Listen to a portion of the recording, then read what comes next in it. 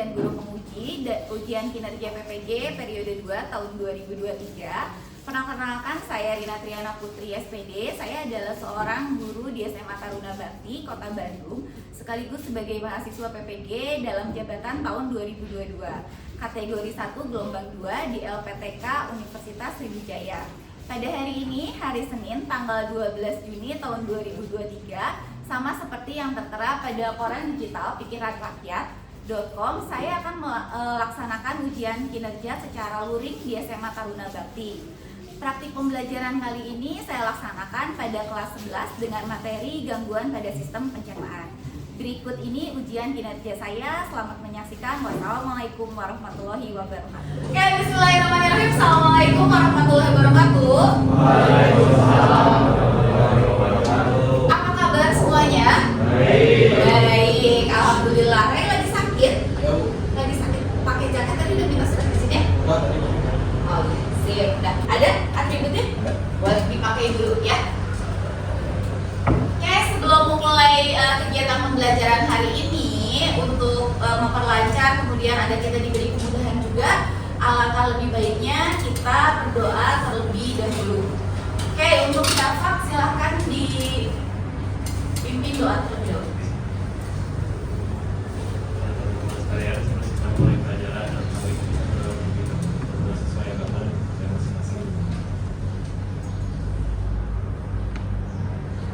Selesai. Ya, salam. Tampaknya di sini ada beberapa kursi yang kosong. Sepertinya ada yang nggak hadir ya. Ibu coba cek dulu ya kehadiran kalian semua.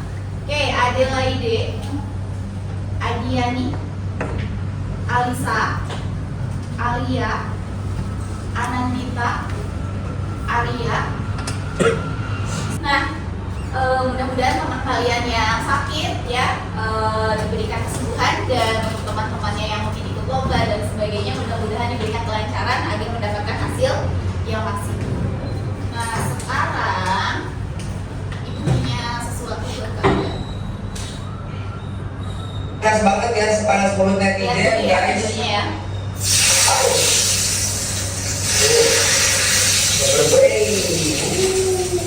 Galau berhubungan sebelum ke anak tutorial ya guys, yang penting rasa ya guys. Nanti kita langsung coba ya guys. Ini mah semerbak harum mewangi terus kenyal-kenyal.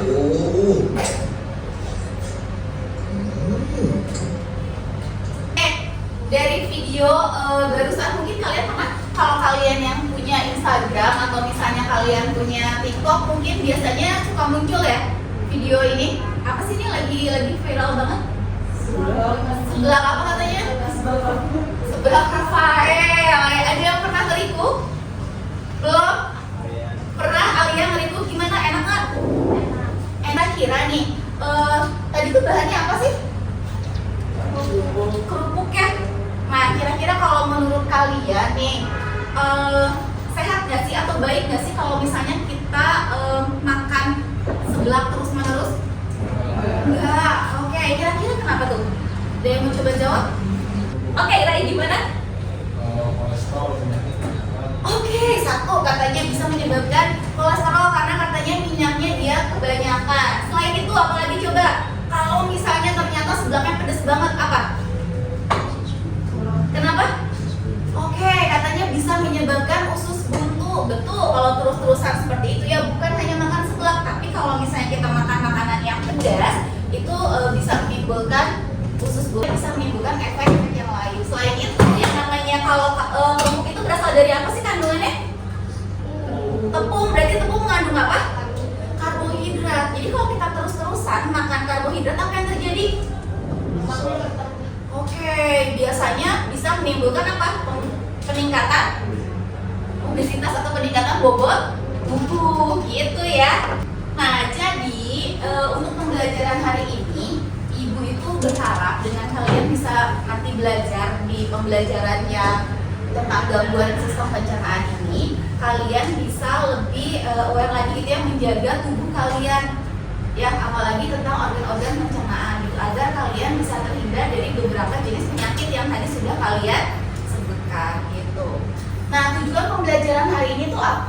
Jadi hari ini kita akan menggunakan pembelajaran dengan model pembelajaran itu adalah PBL atau Problem Based Learning ya. Kemudian nanti metodenya dengan cara diskusi kelompok dan presentasi. Jadi diharapkan dengan diskusi kelompok menggunakan LKPD berbasis PDL, peserta didik itu mampu yang pertama, katanya dia menjelaskan minimal 3 macam gangguan atau penyakit pada sistem pencernaan dengan benar. Langkah pembelajarannya seperti apa? Seperti yang Ibu sudah sampaikan tadi, kita akan menggunakan model PBL. Jadi ada 5 langkah yang akan digunakan. Itu adalah yang pertama, orientasi siswa terhadap masalah, lalu akan mengorganisasikan siswa atau mengelompokkan kalian ya. Kemudian membimbing. Selain itu juga Ibu akan melakukan penilaian autentik ya, di mana penilaian autentik ini yaitu terdiri dari 3 macam, yaitu penilaian sikap ya. Untuk hari ini Ibu akan mengecek akan menilai percaya diri kalian dan juga disiplin ya butirnya. Kemudian yang kedua itu adalah penilaian kognitif, dan yang terakhir itu adalah penilaian keterampilan yang Ibu lihat nanti dari kemampuan kalian dalam berdiskusi, kemudian presentasi, dan juga nanti membuat poster gitu ya. Nah, sebelum memulai pembelajaran seperti biasa, Ibu pengen mengetahui dulu nih kemampuan awal kalian terkait dengan gangguan pada sistem pencernaan. Sekarang kalian boleh buka earphone kalian ya. Nah, sekarang Ibu akan melakukan retest untuk mengetahui sejauh mana pengetahuan awal kalian terkait dengan gangguan pada sistem pencernaan. Kalian boleh membuka earphone kalian di handphone ya. Kemudian kalian join ke sini. GCZMH.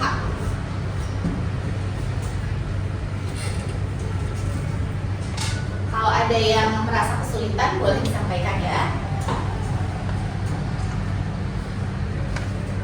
Oke, kita mulai.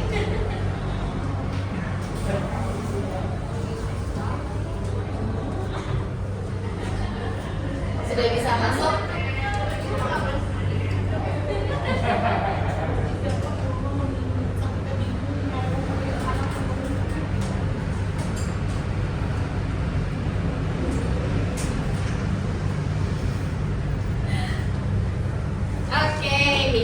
Bisa masuk semuanya?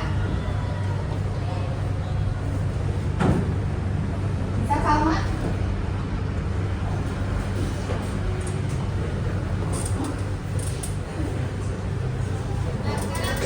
Sudah selesai kalian? Sekarang silakan semuanya simak video yang ada di depan kalian.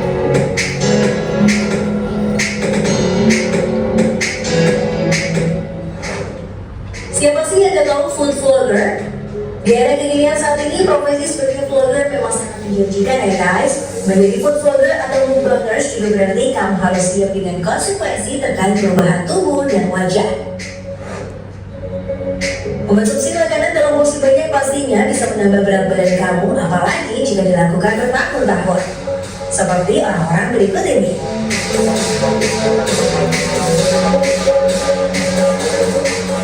Langsung aja simak ya, food vlogger mukbang yang kondisinya berubah drastis.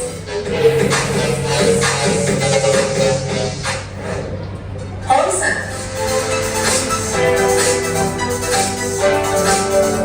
termasuk mukbangers yang awal-awal memperkenalkan cara makan dengan ASMR guys, atau simpelnya sih makan menggunakan mic berkualitas tinggi sehingga suara makanan itu bisa lebih terdengar. ASMR ini sih dinilai jadi membuat para penonton lebih ngiler lagi untuk ikutan makan. Nah, Hongsal awalnya terlihat sangat sederhana dengan konten YouTube-nya, tapi lama-kelamaan pengambilan video Hongsal menjadi maju berkualitas.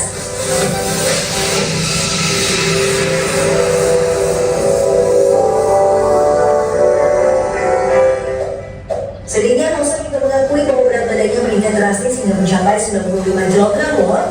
Alhasil Hongsal harus rehat sejenak dari dunia mukbang untuk diet dan berolahraga agar kembali mendapatkan berat badan idealnya.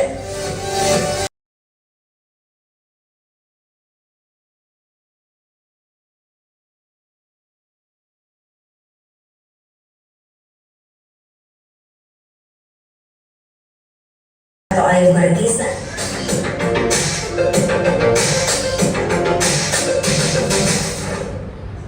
Awalnya Perry memiliki berat badan ideal dan tubuh yang cukup proporsional.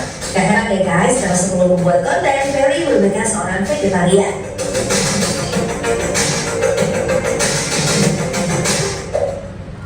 Akan tetapi setelah menjadi bloggers, Perry mulai menunjukkan perubahan drastis karena tubuhnya jadi semakin gemuk. Oke, ada yang mau jadi food blogger? Setelah melihat video ini? Ada yang mau nggak? Nggak ada. Oke, nah setelah tadi kalian ngeliat nih sekitar beberapa menit mengenai video di mana terjadi perubahan katanya ya, baik dari bobot tubuh maupun bentuk fisik dari para food blogger yang dulunya mungkin kecil-kecil kemudian menjadi bobot tubuhnya jadi bertambah seperti itu. Nah kira-kira ada yang mau menanggapi nggak dari video tadi? Coba kalau misalnya dengan kaitannya kalian coba belajar untuk membuat rumusan masalah dari video tadi. Ada yang mau coba? Oke, Kaza.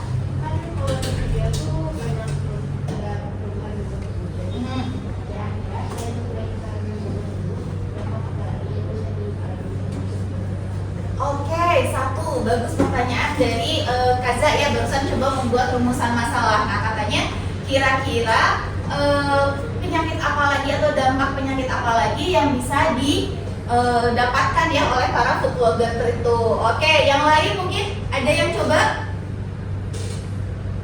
Kaza lagi? Oke, Kaza. Apalagi coba kira-kira yang kedua?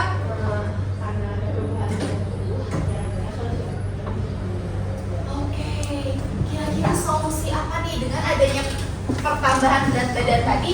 Kira-kira solusi apa katanya yang bisa ditawarkan, yang bisa kita tawarkan seperti itu ya. Nah, coba kalau misalnya kita belajar untuk menjawab pertanyaan tadi dengan mungkin pengetahuan awal yang sudah kalian miliki. Kalau misalnya pertanyaan yang kedua deh kita ambil, atau pertanyaan yang pertama dulu tadi katanya dampak apa yang akan diperoleh selain penambahan bobot tubuh? Apa coba?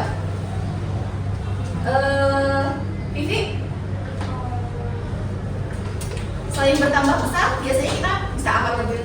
Oke, bisa mengalami katanya diabetes. Kenapa bisa diabetes? Oke, karena makanannya rata-rata mengandung karbohidrat tinggi sehingga bisa menyebabkan diabetes. Oke, sip. Nah, berikutnya kalau pertanyaan yang kedua tadi katanya kira-kira solusi apa sih yang bisa kita tawarkan untuk menangani tadi penambahan bobot tubuh tadi? Coba Alia. Diet. Oke, katanya bisa salah satunya adalah diet. Tapi apakah semua diet itu aman? Enggak. Ya, kadang juga kalau mau aman itu harus seperti apa sih diet biasanya? Mengurangi semua kalori yang dimakan selain kebutuhan tubuh dan selain olahraga. Oke, itu baru ingat. Kalau nggak salah Raffi selama setahun ini pernah menjalankan ya? Oke, apakah menjalankannya sendiri atau ada yang mendampingi? Oke, jadi biasanya kalau misalnya dietnya mau aman itu harus ada pendampingan dari dokter, betul. Nah, apakah hanya mengurangi konsumsi makan aja? Selain istirahat juga, itu juga bisa menurunkan olahraga. Oke, sih. Jadi itu ya. Jadi katanya selain diet harus didampingi sama dokter. Juga tadi kata Raffi katanya harus banyak minum air putih dan juga apa tadi? Oke, diselingi dengan olahraga katanya seperti itu. Yang kalian tahu jenis diet itu ada apa aja sih yang pernah kalian dengar? Ada diet apa aja nih? Sharing? Yang Sharing tahu?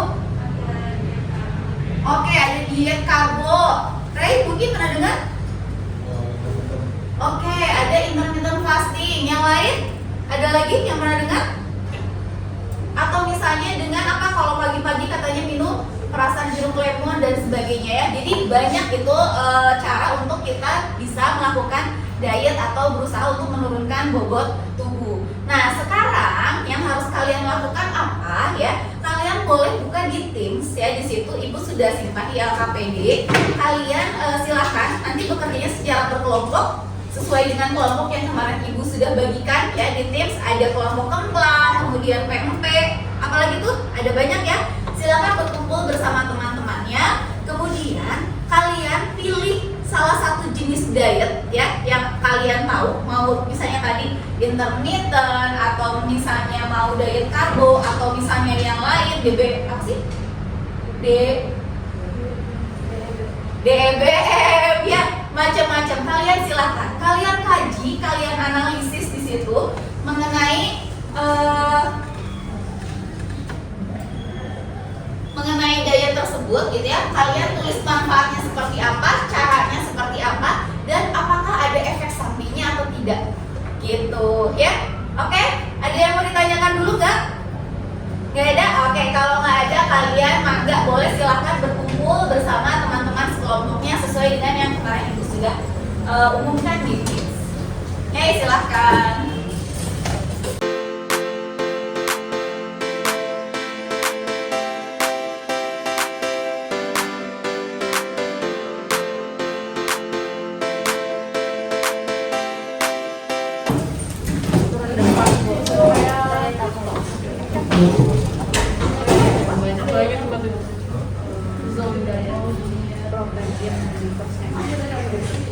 LKPD-nya udah bisa dibuka semuanya?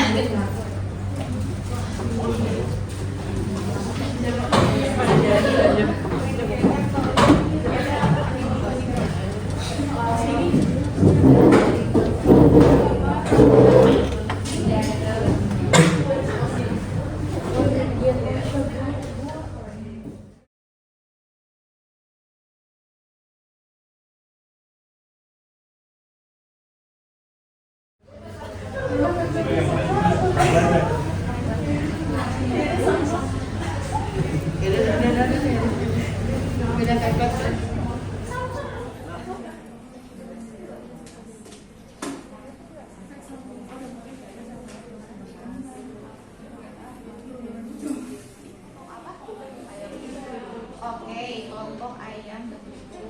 Kalau ayam betutu, kalian ngambil tema dietnya apa tadi? Oke, intermittent fasting. Coba yang udah kalian tahu nih sedikit mungkin selintas baca intermittent fasting itu apa? Dia puasa. Puasa.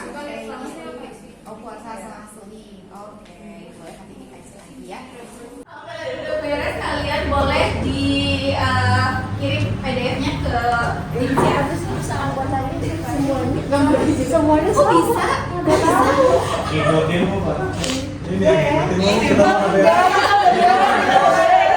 kita udah beres loh. Kita udah beres. Alinya sama juga, temanya sama soalnya. Beda. Oke.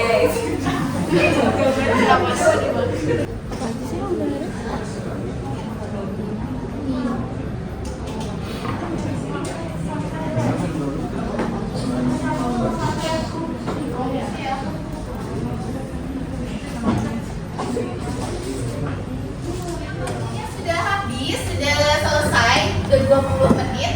Nah, ini udah ada 4 kelompok, berarti ada 1 kelompok lagi? Udah? Oh, udah, nanti coba Ibu refresh ya kalau misalnya memang sudah masuk. Sekarang kalian boleh silakan kembali ke tempat duduknya masing-masing karena kita akan melakukan presentasi ya.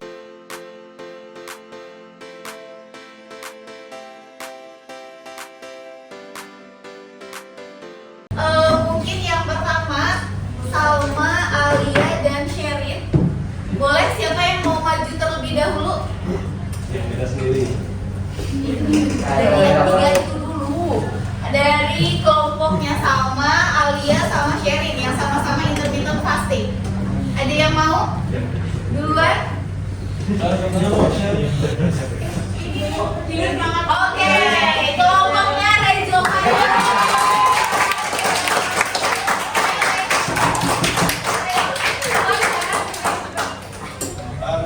Kelompok PIP kelompok 4 anggotanya itu ada Fatih, saya Fatih absen 12, Mulai absen 22,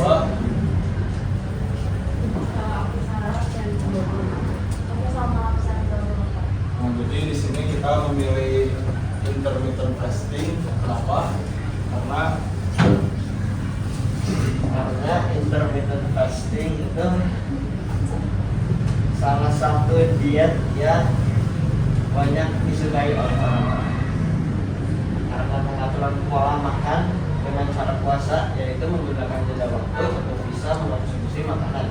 Umumnya dilakukan dalam waktu 16 jam berpuasa dan 8 jam untuk mengkonsumsi makanan.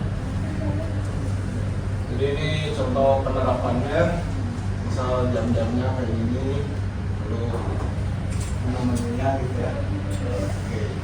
Jadi manfaat utamanya yang bisa kita dapatkan dari intermittent fasting adalah mampu membantu menurunkan berat badan dan mengurangi konsentrasi lemak berlebihan pada tubuh. Hal ini dikarenakan puasa yang dilakukan dalam metode intermittent fasting akan membuat tubuh mendapatkan asupan kalori lebih sedikit dari biasanya.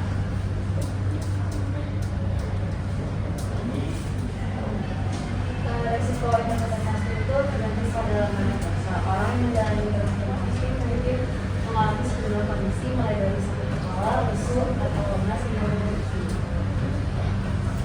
Itu aja yang ada di materi kita. Terima kasih.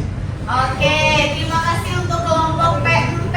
Nah, coba ada yang mau bertanya nggak ke kelompok PMP nih mengenai intermittent fasting? Oke, Gio.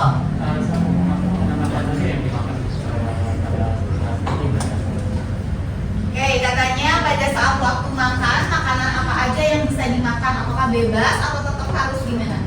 Biasanya setahu aku lebih dibanyakin di protein dan gitu-gitunya, terus buat karbohidratnya lebih dikurangin lagi gitu. Biasanya menunya ya kayak gini lah, telur, roti, sosis, buah gitu. Oke, jadi kalau kata Ray barusan katanya, jadi walaupun misalnya dia intermittent fasting kemudian dijaga waktu makan ada 8 jam ya, 8 jam, tapi jenis makanan juga mungkin tetap harus ada dipilih juga ya. Jangan mentang-mentang waktu 8 jam terus langsung bisa makan semuanya, yang misalnya 3 kali makan tuh langsung dimakan semuanya, nggak kayak gitu juga ya Ray? Oke.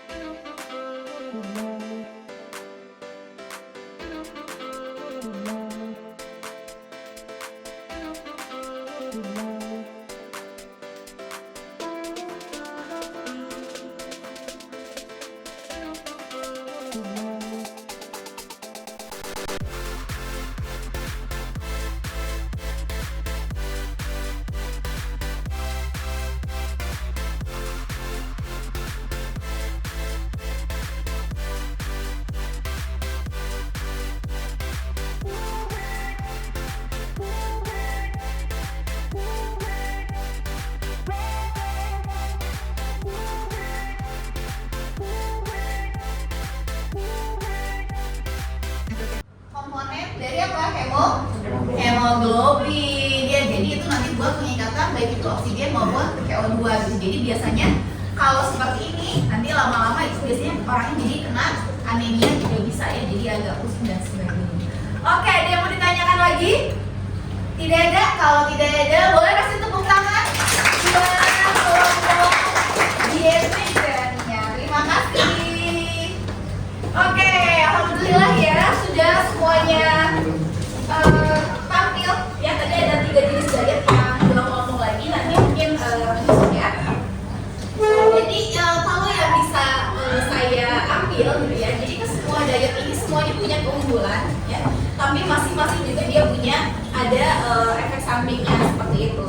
Tapi yang jelas ini adalah bentuk usaha untuk apa? Untuk bisa menurunkan bobot tubuh agar tidak terkena penyakit-penyakit yang lainnya. Yang jelas dari tadi nih, dari awal dari 3 jenis ini, yang pertama adalah kalian itu ketika melakukan diet mungkin kalian sebaiknya konsultasi terlebih dahulu dengan ahli gizi, sebaiknya diet apa yang kalian lakukan seperti itu.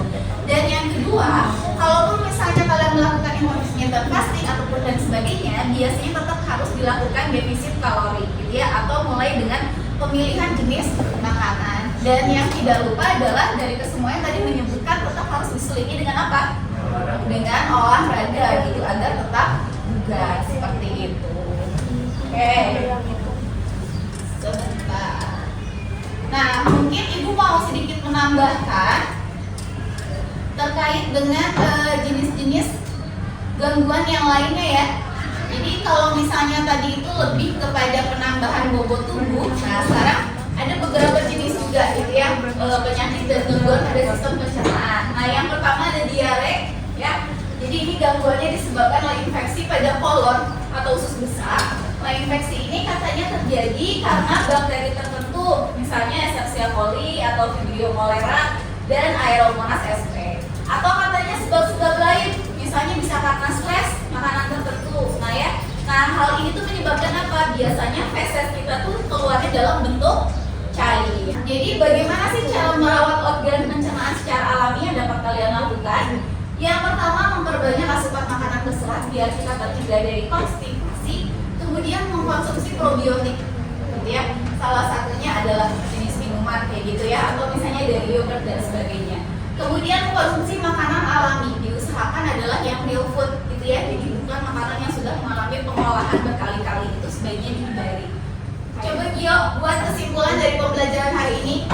Kesimpulan dari pembelajaran hari ini, kita boleh saja makan makanan, tapi kita harus mengimbanginya dengan makan zat-zat tertentu yaitu seperti sayur, buah dan yang lain-lain. Dan tidak lupa kita mengimbanginya dengan diet dan olahraga.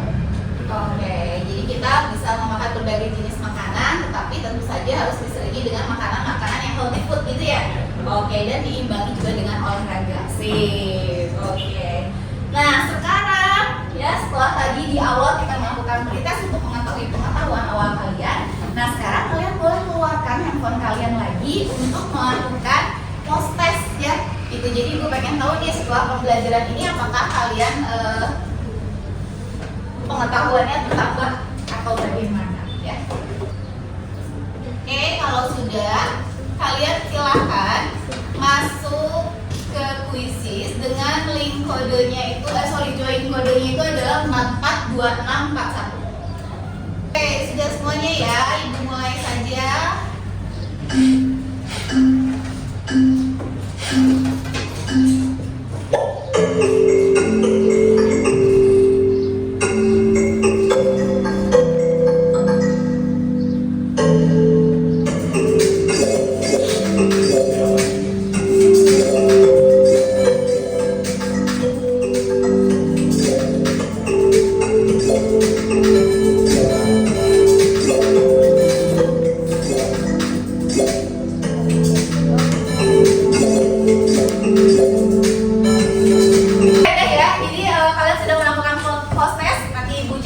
Mudah-mudahan hasilnya semuanya baik gitu ya.